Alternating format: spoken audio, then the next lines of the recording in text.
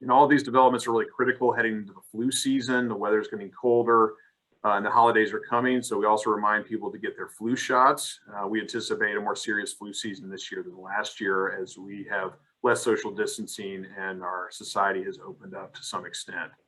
I got my flu shot yesterday. The Delta variant remains incredibly contagious. It is making people sicker. As we mentioned before, about a fifth of all COVID-19 deaths in North Carolina have taken place in the last 2 months. And remember, more than 1,700 people have died in the state in September. And that's really the toll the Delta variant has taken. So while we are optimistic about new developments, encouraged by the latest data, we are not out of this just yet. We can't be complacent, particularly those individuals who are at higher risk of having complications from COVID-19. In terms of molnupiravir, which is the antiviral medication that Merck has submitted an emergency use authorization for, hopefully this is going to be a real breakthrough.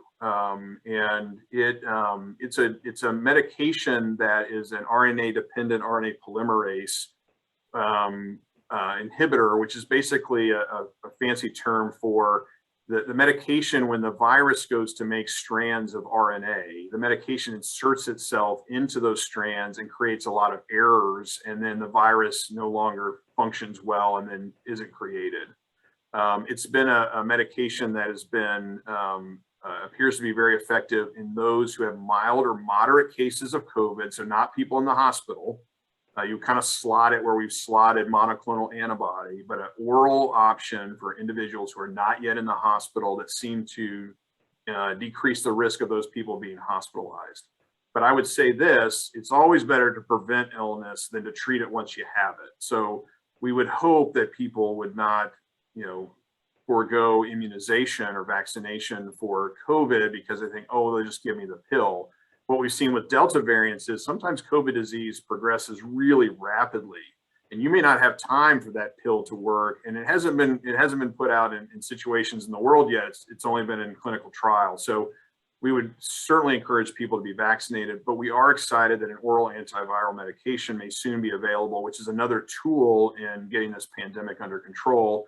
And the trials in which it was used were in unvaccinated people, but again, better to avoid getting COVID altogether than treating it once you have it and taking that risk. Yeah, it's a good question. I think we're on the downswing of the fourth wave. I think that we can say that with a lot of confidence. I think the belief, if you look at national models, is that we'll have a continued downward trend with this into the spring. We certainly hope for that. Now, the issue always is, will a variant emerge that are the immunity we've developed because of vaccination or having had COVID is no longer effective against? That's always the wild card in this. I don't believe that's going to be the case. But again, we're going to continue to see cases because COVID is now going to be endemic in our populations, much like the flu is.